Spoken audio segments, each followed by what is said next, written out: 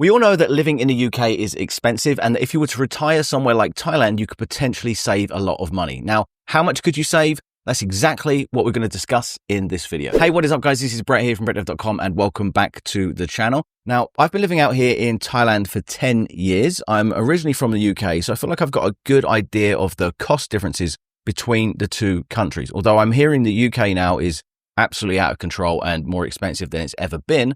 However, this week, what I've been doing is I've been really busy and I've put together a brand new tool, a free tool that you can use, which I'm going to give you at the end of this video that will actually show you exactly how much the two countries compare, right? You can put in your information and you can find out exactly how much you would save if you were to retire to somewhere like Thailand versus staying put in the UK. But in this video, what we're going to do first, before we get to that, is we're going to break down some of the most expensive things out here, some of the least expensive things. And I'm going to try and kind of give you an overview of, what you can expect to pay out here versus the UK and how much you could potentially save. Okay. So firstly, I'm going to start off with where you're going to save the most amount of money if you come to Thailand. And that is most definitely housing, right? I've heard from folks back home that in the UK, for £1,000 a month, you'll be lucky if you can get a 1-bedroom flat. For £500-600 a month, you'll be lucky if you can get a room in a shared house, which is absolutely insane, especially when you consider how cheap and affordable housing is here in Thailand. In particular, especially cheap here in Chiang Mai, where I live, okay? So in Chiang Mai, for 4,000 baht, which is pretty much like under £100, I think it's under £100, you could get a 1-bedroom studio apartment. Now, this is kind of like a hotel room. So it's not exactly like an apartment or a flat. But then again, when you're living in Thailand, you don't really need all of the facilities that you have that you need kind of back in the UK, right? Most people, you walk out your door and there's street food all up and down the street. Most people in Thailand don't cook for themselves. Most foreigners don't cook for themselves. They just go out because food is so unbelievably cheap. Local food, that is. We'll get more onto Western food in just a minute. But for less than £100, you could get a studio style apartment, which you can get in Chiang Mai, like I said, for as cheap as like 4,000 baht. If you want to step things up a bit, if you're going to be retiring out here long term and you want a little bit of comfort, then it's still amazingly cheap considering what you pay back in the UK. So for a little bit less than £300 a month, say like 12,000 baht, the prices obviously range, they vary all the way. I'm trying to give you like ballparks here. For 12,000 baht, which is less than £300 a month, you can get a really nice like 2-bedroom condo apartment that will have like a kitchen. I think I was paying 7,000 baht for a 1-bedroom apartment a few years back, and that had a walk-in closet as well, right? So you've got your bathroom, kitchen, living room, bedroom. Like I said, I was paying 7,000 baht, but if you paid 12,000 baht, you can easily get a very nice 2-bedroom apartment out here in Thailand, and that is less than £300 a month. The equivalent in the UK, you'd probably be setting you back about £1,500. So the saving is absolutely insane. Now, if you want to step things up a bit and you don't really want to live in an apartment in a city, then you can actually get yourself, especially here in Chiang Mai, a beautiful 3, 4, even 5-bedroom house for, say, 20,000 baht. And these houses and condos and apartments are in abundance. All you have to do is go onto Facebook Marketplace, search for a city in Thailand, and you'll just see endless listings of them, right? A 3 to 4, 5-bedroom house for 20,000 baht, which equates to less than £500. The equivalent of this in the UK, you'd be looking at £2,500 to live somewhere like this. Probably more when you factor in, the beautiful nature, specifically up here in Chiang Mai, and some of the stuff you can get is absolutely insane. So that's where you're going to save most of your money if you're going to plan on retiring out here in Thailand. It's on housing. The housing is dirt cheap compared to the UK. Now, yes, you'll save a lot of money on housing, but you also lose money in other ways, especially if you're coming from England. And the primary thing that you're going to lose money on if you're 50 and up is healthcare. Okay. Now, from the UK, we're not used to paying for healthcare because we have the NHS, right, which is free.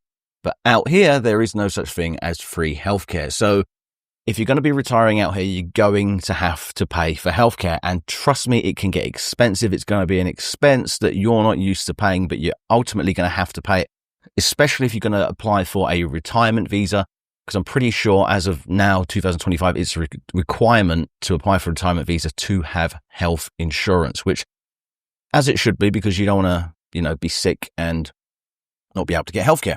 Okay. So healthcare prices range and they obviously vary based on like if you have any pre-existing conditions and things like that. I'm just spitting all over the microphone. But let's just say, for example, like if you're in your 50s, you could probably get by on basic coverage for less than £100 a month, right? If you want more expensive coverage, it's going to cost you a lot more. But in your 50s, basic coverage, somewhere around £100, maybe less, £100 a month.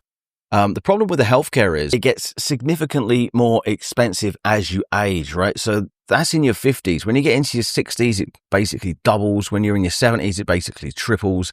And then when you get into your 80s, you're looking at like mega money every single month. And that's if you can even get it. Like I said, I've been busy all week researching all this stuff. And there's, I've come across a lot of posts online where people are saying like, if you're applying for healthcare in your 80s, good luck. You may not even be able to get it. Okay. And then your 90s, well, I don't know. I've never had healthcare in my 80s and 90s because I'm not 80 or 90, but I would assume that if you have a plan and you stick with it, you can probably maintain the same healthcare, but it is going to get expensive, like considerably more expensive as you age. So that is a massive expense. By the time you're in your 80s, you're looking like £300, £400, maybe even £500 a month coming out of your account just for healthcare, which if you're from the UK, you're not going to be used to that expense. So yes, whilst you're saving a lot of money on housing, you've also got these other costs to factor in. The next thing that you're probably going to lose money on, and not many people talk about this, is like food costs and lifestyle, right? So food costs, if you are eating locally, if you like Thai food and you want to eat Thai food all day long, it's dead cheap, right? You're talking like £1 to £2 a meal. If you eat 2 to 3 times a day, maybe you're going to spend, I don't know, a £5, right, a day. So you can spend hardly nothing on food, and it's great food, it's Thai food. But after you've been here for many years, like I have, you kind of get bored of eating rice 24/7, right? So you also want to mix in like Western food. You want to get pizza, pasta, stuff like that. And Western food out here in Thailand isn't cheap, right? If you want to get like red meat, steaks, it all gets imported from places like Australia and things like that. So despite what everybody says about Thailand being so cheap street food, that's true. But once you start wanting to eat Western foods, it actually ends up becoming more expensive. The food bills are more expensive than they are back in the UK. There's many supermarkets. There's a supermarket in Chiang Mai here called Rimping. And if you go in there, you're going to walk out of a tiny little bag and spend like £50, right? Because everything you're buying is imported. It's probably got taxes on it. It's expensive to eat Western food here, right? So depending on what you want to eat, you need to really think about that. I mean, a lot of people get by on a mix. That's what I do. I will eat Thai food most of the time, and then every 2 or 3 evenings, I might order a pizza or a hamburger or something like that. So it doesn't cost too much, And there's still other cheap place. I can get cheap sandwiches in my neighborhood and things like that. So, but just be aware of that. Okay, like everyone says, like, oh, when you budget in, like, oh, it's not going to cost hardly anything to eat. That is until you want to, eat Western food. Another thing that's probably going to cost you money or lose you money, is socializing, right? Nightlife, going out. Now, if you're retiring out here, I'm assuming most people aren't going to be party animals. But then that said, when I go out to the bars in Thailand, most of the people that I see are retired, right? So doesn't matter if they're in their 50s, 60s, they can still drink like there's no tomorrow. So this is really going to come down to you and your type of behavior. But if you're the type that likes to go out, likes to sit in bars 2, 3, 4 nights a week, that is going to absolutely rinse your income or your savings, right? And going to potentially leave you with hardly anything to save at the end of the month. And I've regularly seen, people who are retired drop in £100, £150 a night in bars. They'll sit in bars surrounded by beautiful women and they'll just be spending. And if you're going to go down that road, then you're going to have to come here with a significant monthly budget. Otherwise, that's just going to eat up all of your income. But you don't have to do that. You can be a bit disciplined, or maybe just do that on occasion. Okay, so those are like some of the major factors that are going to cost you money, not save you money, right? The lifestyle, Western food, and health insurance. These are really important things to factor in and consider. And like I said, I've built this brand new tool that you can go ahead and you can use. I'll share the link with you in just a bit, but it factors all of this in. Factors healthcare, factors in lifestyle, even factors in flights back home, okay? Because that's another expense that a lot of people don't think about. You know, if you're going to retire out here, you may still want to go back and see family. How many flights per year are you going to want to take back to the UK? And flights aren't cheap anymore either. The flights are getting expensive. It's about £800 for a return flight now. So 2 of those, you're looking at £1,600. All these hidden costs add up. And what you really need to be looking at is how much money do you have coming in every month, be that from a pension or whatever, and how much is going out. Okay, so that's exactly what that free tool that I've built for you is going to calculate and show you.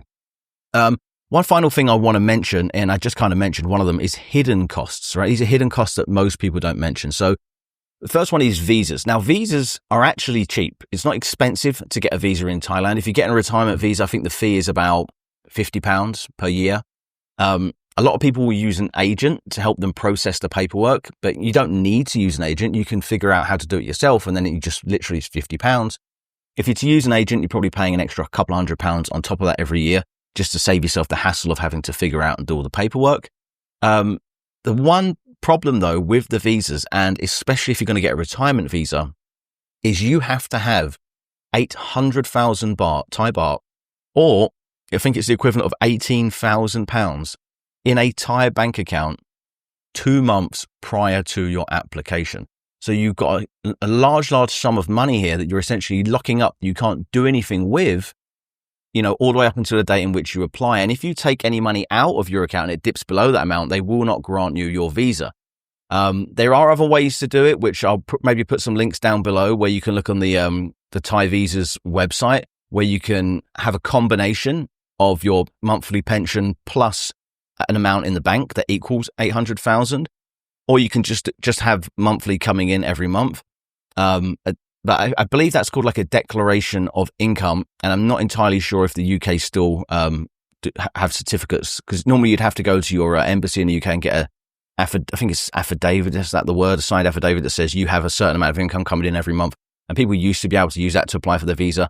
But maybe you can do that, maybe you can't do that, I'm not too sure. But the visas are, you know, they're not expensive, they're cheap, but you do have to tie all that money up. There's, of course, as well, flights home, which I just mentioned. Flights home aren't cheap. And then there's some initial outlays, right? So if you're planning to come to Thailand long term and you want to retire here, you've got to think about how you're going to get around, how you're going to, you know, factor in transport. Like the calculator I've built, like I said, calculates all this for you. But like, are you going to be getting taxis? Are you going to be riding a motorbike? Do you want to buy a car? And if you do want to buy a car, for example, motorbikes aren't that expensive. You can pick up a little scooter, a decent one for £400, £500. But if you do want to buy a car, in Thailand, cars have a 200% or so import tax. So cars are more expensive here than they are back in the West, right?